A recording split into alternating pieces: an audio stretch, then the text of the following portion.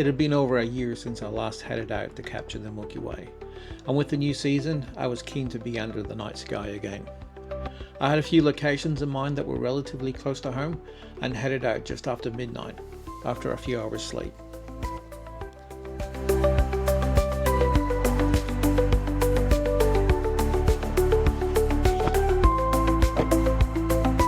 So I'm just down here at the first spot for tonight. I don't actually have the permission to go into the property, which is fine.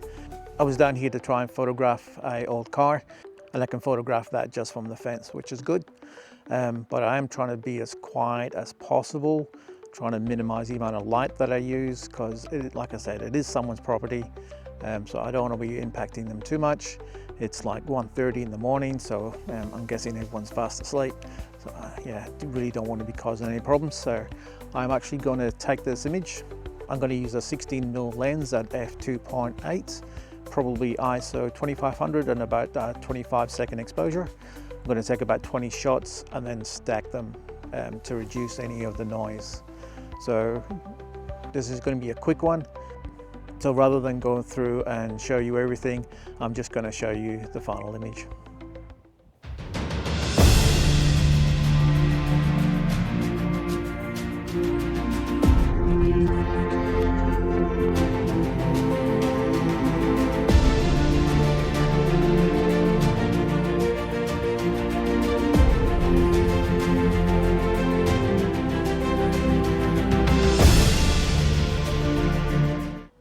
So that was the first image for tonight. Like I said, I'm trying to be as quiet as possible, so I've just packed all my stuff away. But it is good to have the first image done for tonight. Gotta say, it is nice to be back under the stars. I forget how peaceful and tranquil it is. Already enjoying being back out again. So I'm just packing up. I'm going to head off to the next location. It is a location that I've been to before, but I usually go there towards the end of the astro season. It's currently the start of the astro season, so I have a different image in mind. So I'm going to pack up, head off and see what we get.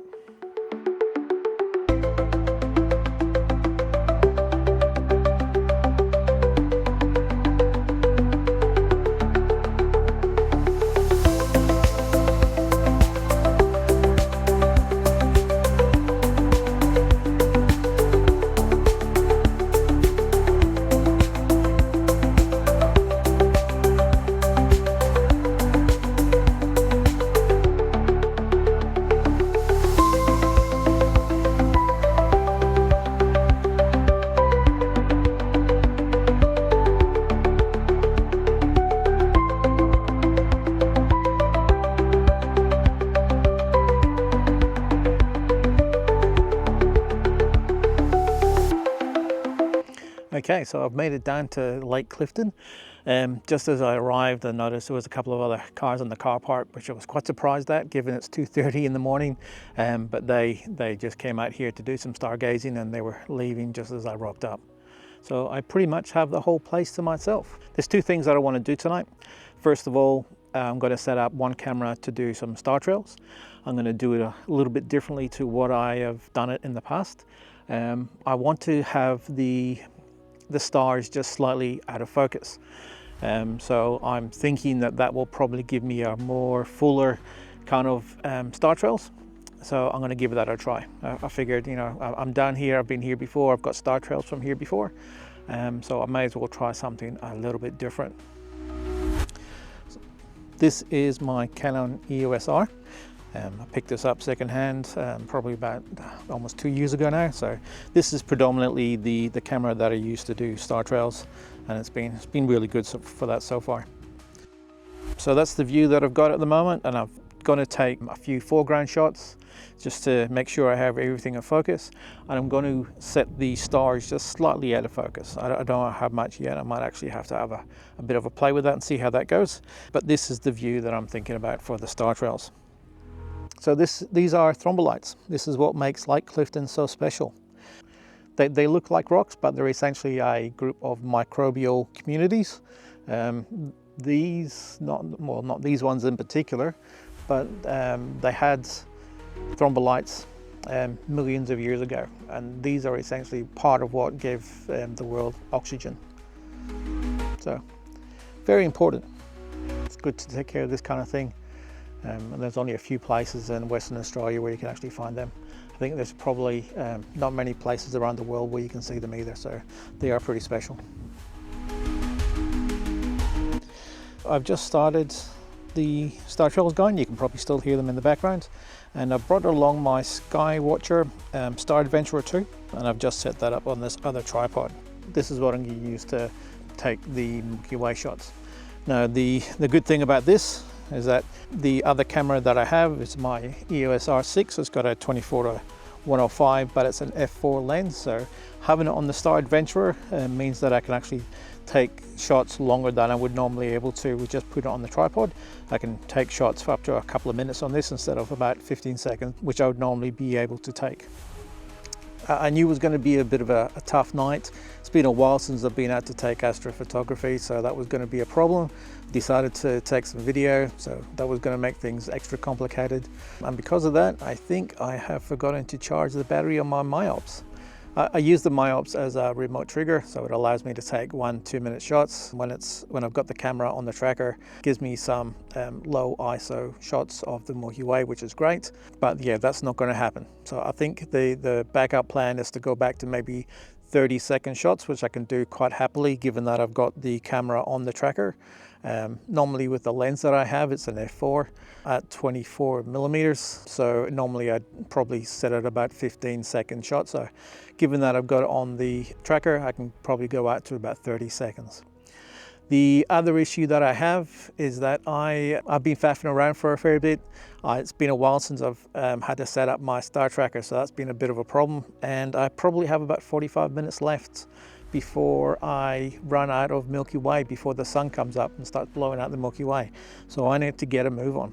I'm going to start off doing a bit of a safety shot first. I'm going to get that done, so I'll make sure I get that in the bag, just in case I can't have an issue with the pano.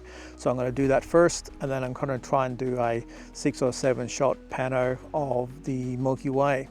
I'm going to do that first so that if I run out of time, I can use the time I have left over just to take some foreground shots.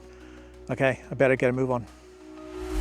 Here's the setup for my safety shot. I've got this pointed directly at the core of the Milky Way. I've got it set for 30 seconds f4, and I have left the ISO at 2500. I was hoping to have that maybe down at about 1000 given that it's on the tracker, but can't help that at the moment. So I'm going to take this shot. I have because again I don't have the myops, I've had to add a 2-second delay. Usually the myops takes care of that for me, so I'm just going to take this shot. So that's the image, that's my safety shot, that's my image of the Milky Way.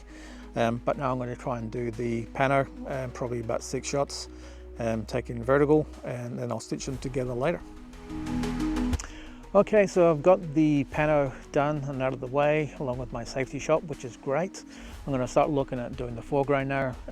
I was just glad to get that done before I actually lost the Milky Way, which is a big part of the reason I came down here in the first place. I'm on the boardwalk at the moment, and that's going to be one of the main features for the shot that I'm thinking of.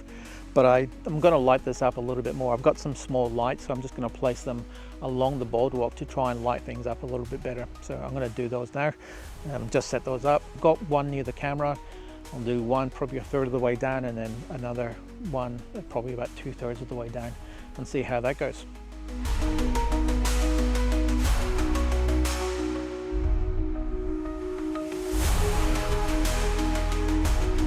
Okay, I'll place one light near me, and I'll place another 2 a bit further down. So this is what things are going to look like. I'm just going to take these shots and probably just do another pano, 6 shots, and I'll probably do another safety shot of some sort just to make sure that I gave everything in. But I think that's lit up pretty well. It is starting to get a bit cooler. You can probably hear it in my voice. My teeth are starting to chatter a little bit. There's a wind that's picked up and got a bit of a chill to it. So the sooner I get this done, the better, I think. So that's the shots done. I did the pano, did the shots for the pano. I took my safety shot just in case.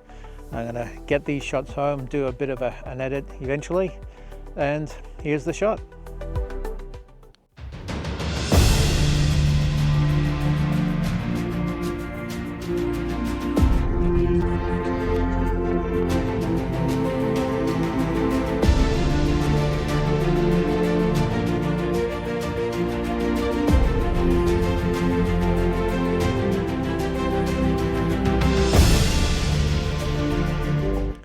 Okay, that's it for this morning.